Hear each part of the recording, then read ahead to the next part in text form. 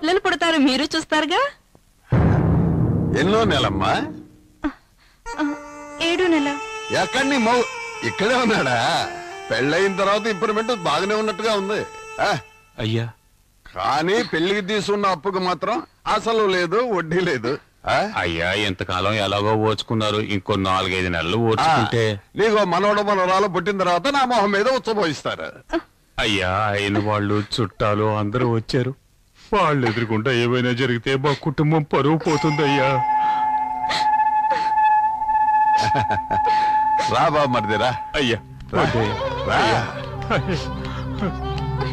అయ్యా, మమ్మల్ని క్షమించండి. నీ కుటుంబ పరువు ప్రతిష్ట ఇటువైపు పోతుందా, ఇటువైపు పోతుందా, లేదా అటువైపు పోతుందో చూద్దాం. నువ్వు చొక్కా పంచా ఓడదీసి నగ్నంగా వెళ్ళి అదుగో అమ్మవారి గుళ్ళో ఉన్న గంట వాయించిన.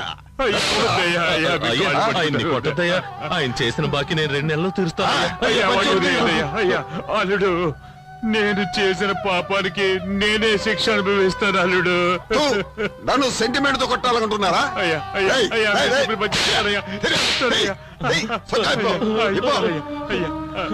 పంచోడిది పంచోడిదిరా.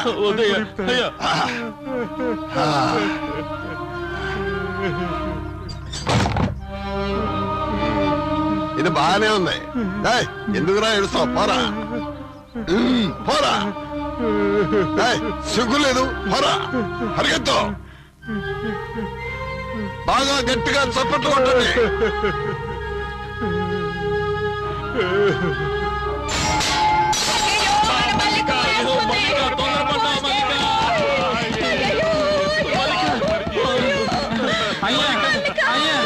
అమ్మాయి ఉరేసుకొని చనిపోయిందయ్యా. నా దగ్గర అప్పు తీసుకున్న వాళ్ళందరూ ఇలా ఉరేసుకొని పోతుంటే నాకు మంచి మాటలు రావయ్యా. నువ్వేం చేస్తావంటే ఇంటికి వెళ్ళి నా దగ్గర తీసుకున్న అప్పు ఇవ్వకుండా ఉంటే ఇలాగే ఇంటికి వస్తే వాళ్ళు లేచిపోతుందని ఇంటింటికి వెళ్ళి చెప్పాలయ్యా.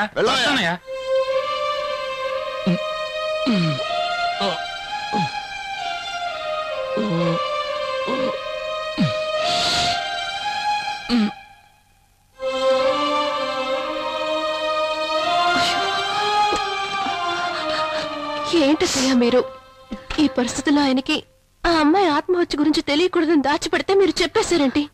అవును కదా, ఆ అమ్మాయి గురించి వినగానే నాకేం చేయాలో తోచలేదమ్మా. సరే అత్తయ్య, మీరు వెళ్ళి కూర్చోండి, నేను చూసుకుంటానులే.